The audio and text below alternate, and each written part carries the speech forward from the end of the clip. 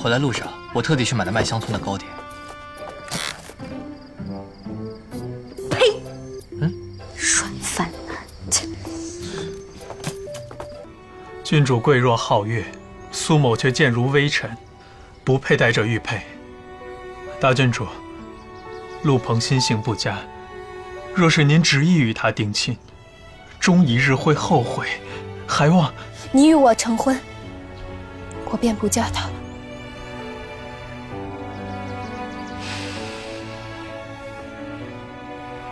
那苏某就更不合适了。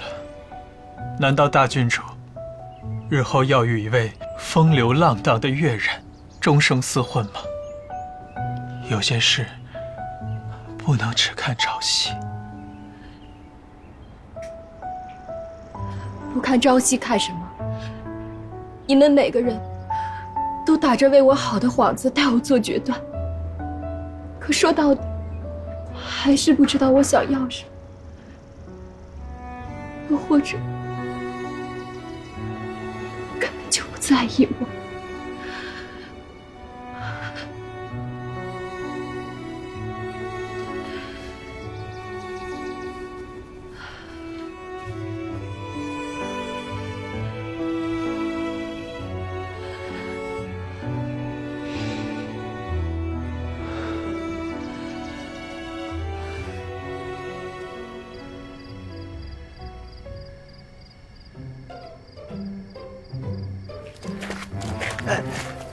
少城主多虑了。成婚之后，陆鹏拥有的一切都是大郡主的，包括陆鹏。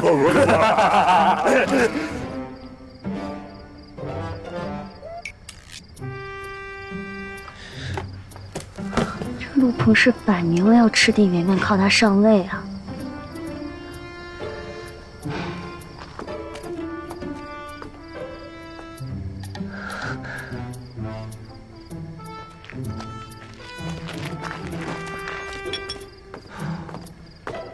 喝苦茶。谢谢。回来路上，我特地去买了麦香村的糕点。呸！嗯，软饭男。什么是软饭男啊？吃人家的，用人家的，还惦记着别人家家产，几块栗子糕就想骗吃骗喝。少君，少城主怎么回来就骂你呢？他怎么知道咱们一开始就谋算过他的家产？我啊，最瞧不上这种男的了。靠自己的实力养活自己不好吗？自食其力不好吗？非得靠女人发家致富，这卖身有什么区别？卖身也说的太难听了。他要是迫不得已寄人篱下的，那也是他自己选的呀，那肯定是另有图谋。那要是他其实很强势，弱势只是他装出来的，骗婚也不行啊！一开始还不是被逼着成亲的。逼着就别抢绣球啊！我倒是没有看出他半分的不乐意啊。你说的是陆鹏啊？不然呢？